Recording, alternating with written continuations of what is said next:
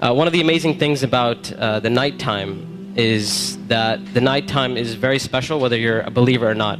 One of the things that psychologists often discuss is that nights are usually considered a spiritual time. So they talk about how usually people are more willing to share and they're usually more in touch with their feelings and their emotions at night. And this is why you see when people go out on dates and stuff like that, when do they usually go out? During the day or at night? So people are more likely to be in touch with their spiritual side and their feelings and their emotions. And what Islam does is that it takes advantage of this time. So while other people are busy doing other things, a believer takes that spiritual time and they take that emotional time and they devote it to their Lord. And one of the things that the scholars often talk about is that the night is a testimony of a person's love. So whatever a person loves, you'll see that they'll usually devote their night to that. So if a person's only concern in life is to have fun and party and maximize pleasure, they'll spend their night trying to do that. If a person's concern is their afterlife and their love for Allah, then they'll spend their night in concern about their akhirah. And they'll spend their night devoted to Allah Azza wa Jal. As Allah Azza wa Jal, وَالَّذِينَ آمَنُوا أَشَدُّ حُبًّا لِلَّهِ, that those who believe, they're stronger in their love for Allah Azza wa Jal. It's no secret, it's no surprise that our ummah today, our nation today, is not doing too well. And I hate to be negative, I hate to be negative about issues, but this is just a reality. And the point isn't for us to become depressed and say we're a goner and there's nothing we can do. The point is, how do we bring ourselves out of this situation, and how do we become like the companions radiallahu ta'ala anhum?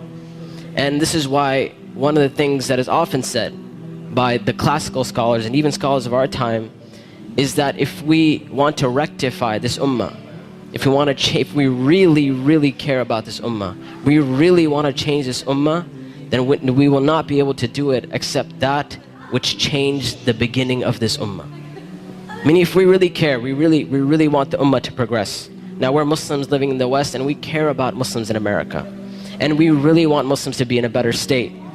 Then we have to look at the sunnah of the Prophet ﷺ and how the companions did it. And it is in that we're going to find our ummah come to life. And the thing about the companions, like I mentioned, is that what they had and what is missing from our time is that attribute of going above and beyond the bare minimum. Ibn Abbas radiallahu ta'ala anhuma, he says about the companions, he said, I did not see a single companion. He said, I did not see a single companion except that they would take something from the night. Meaning they would pray some type of qiyam al-layl. And one of the most oft questions I get from young people is, you know what, my iman is just not doing too well. Like, I have a dip in my iman and I just don't feel it anymore. Or a lot of times people who start practicing Islam, they'll have this iman high and they're doing really, really well, and then a time will come where they'll be like, it just doesn't feel the same anymore. Or a lot of times reverts and converts will say, when I first became Muslim, it was the most amazing experience of my life, and I want that back. I want that experience back. And one of the first questions I ask these people is, how is your connection with Allah? How is your qiyam al-layl? When was the last time you got up in the middle of the night or in the last third of the night to pray to your Lord? And if the answer usually is, well, I don't really do that. I mean, I just try to do my 5 daily prayers. I'm just happy if I can get that in. And I tell them, I say, listen, if you're cutting off your connection with Allah, how are you going to get better? You can't expect your iman to just get fixed all of a sudden on its own. It's not going to happen. You have to take steps for you to become a better Muslim. You have to take steps to reach that level of iman. When it comes to qiyam al-layl, one of the advices I often give, and I give this advice because this was the advice given to me by my teachers, is if you want to pray qiyam al-layl, all you have to do is just try it. And I'm not talking about spending a third of the night praying or half of the night praying. I'm saying get up 10 minutes before Fajr. Just 10 minutes before Fajr. And we know the Prophet ﷺ told us that it is the last third of the night where Allah Azza wa Jal comes down to the lowest parts of the heaven and He asks, He says, which one of my servants is seeking my forgiveness that I may forgive them? And which one of my servants is seeking my mercy that I may be merciful for them?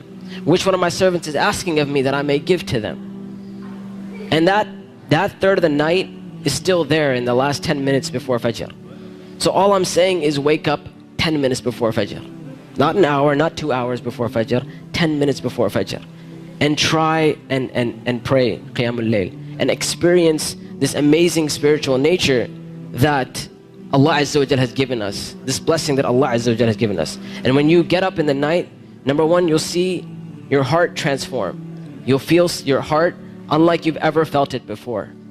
And I know a lot of us, and this is a problem which is very, very common, where we look at Islam and all we see is a bunch of things we have to do. And we're missing that spiritual side of Islam. We're missing that connection with Allah and our Creator. And I tell you that if you're seeking that connection, then get up and pray Qiyamul Layl. You will see your heart transform. You will see this tranquility and peace that Islam is supposed to be. You know, people talk about Islam. Islam means peace and all that kind of stuff. If you really want to experience that, get up in that last third of the night. Get up for 10 minutes and you will see that peace and tranquility descend upon you.